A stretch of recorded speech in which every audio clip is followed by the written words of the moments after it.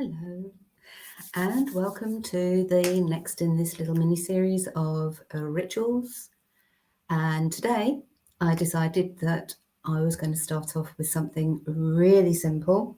It's one of the ones that when I first saw it, I just went, oh, about because it is so versatile.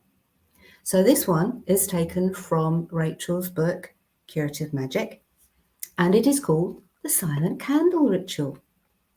So I am going to read it out to you. So in the book, Rachel suggests that this method works when you don't want to work with a full ritual. She suggests waking early whilst it is still dark, or to work this in the evening just after the sun has set. So in there, she says, make yourself a hot drink and then sit down in a quiet place. Light some candles around the room, turn the electric lights off. At this point, I would also suggest turning your phone off. Sit down with your cuppa and just enjoy the candlelight and the silence. Quietly and peacefully sip your drink.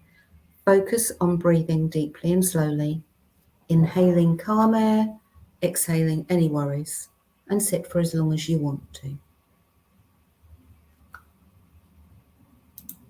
That's it. That's the ritual. How wonderful is that? So, it is just the base. From that base, you can do so much. So, we'll start with the candles. Do you want several around the room, or do you want one focused one? Why are you doing this ritual? Are you doing it because you have a specific question that you want to mull over? Are you doing it just because you need some peace and quiet from whatever else is happening in your life?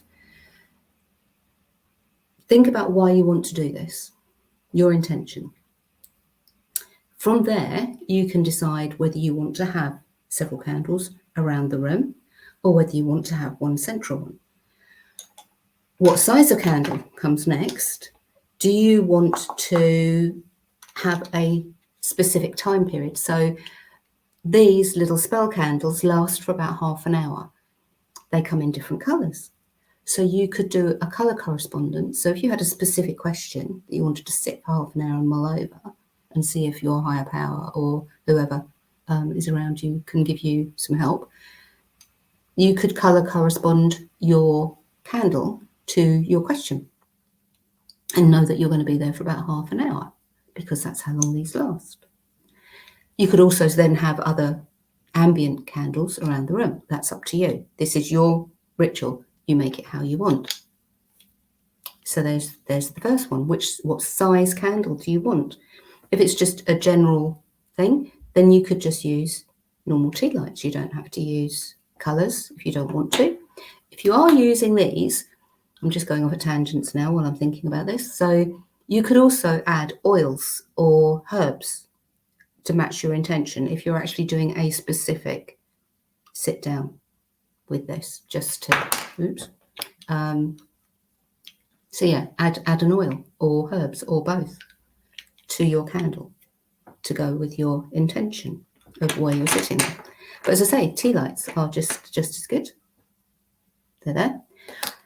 And I will just bring in this one, a lovely little battery operated tea light. Because there are people who live in accommodation where they are not allowed to have lit flames. And if that's the case, these are good. These are a representation of a flame. And if you haven't got one of these, you've got your phone. And you can put a picture of a candle, lit candle, or a flame on your phone. You've got your phone turned off. You're not going to get disturbed by it. But you can actually have that as your focus. It's always around these things. You may want to have something, a candle that you can use several times. You can get these ones that come in little pots that have a lid that I can't get off, so I can't actually. This one I think is going to smell of vanilla. Yeah, vanilla. But yeah, they come in that size. Or you could have, where am I? Something like this that you're going to light on several occasions for the same purpose. It has to be for the same purpose. This is my friendship candle.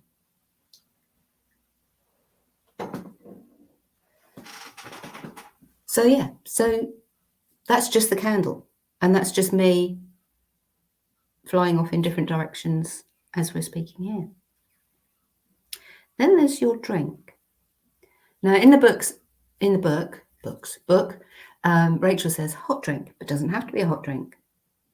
You can tie your drink into your intention of why you're doing it. If you're doing it for self-care, then you probably would want to have your favourite warming, comforting hot beverage, whether that's a hot chocolate, a cup of tea, a cup of coffee, whatever. If you're doing this because you've got a specific reason and are thinking of a specific question that you want to try and mull over, then you can tie your drink into that. So it doesn't have to be a hot drink. It can be a herbal, but it could be a cold drink. It could just be a glass of water. It doesn't, whatever you have to hand and whatever feels right for you to use at that time. If it's a hot drink, are you going to make it in a mug? Are you going to make it in a teapot? The opportunities here are just endless. So you could have something in a mug like this. Perfectly adequate. If you are doing, for me, I'm talking about now, if I was doing something where I had a specific question, I would be more inclined to use this. This was gifted to me a long, long time ago by a very, very good friend. And it is just ideal because it comes as a teapot, which sits inside the cup and saucer. And you actually, believe it or not, from this little lovely little teapot, I can actually get two cups. So I actually can sit here for some time contemplating. I have been known to use my big teapot too. I have a big teapot. And depending on what I'm doing, then I might start off with doing this, but then sort of finish this, but then carry on. If I've got the answer that I've wanted, or an answer that I may not have wanted, but an answer, then I may carry on drinking the tea afterwards, just whilst I start putting things into place. But yeah, so in here I actually have a vanilla chai tea. So I'm just going to try and do this. I don't know if this will work. Hopefully it will. So I don't know where I got this from. I'm assuming that I got this from my mother. But whenever I have a pot of tea, I always turn it 3 times clockwise. Like that. If you do the same, please put it in the comments. I just do. I always have done. Whenever I've had a pot of tea, for as far back as I can remember, I've done it. And I can only assume that I picked it up from my mother. And then I will pour my tea. So this little teapot doesn't have a strainer. So if I had loose tea, I'd obviously have a separate strainer. Because my actual little strainer thing that goes in the teapot doesn't fit in this one because it's too small. Memo to self, get a smaller thing. But yeah, my bigger teapot takes the actual strainer that goes in it. And then you can just... That is really nice. I do like this vanilla chai tea. It is really nice.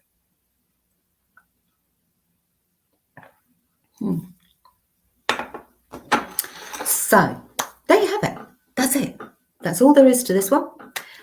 If you want to add words, you can add words. If you don't have to. It is simply just a very basic start to doing a ritual that you can make your own.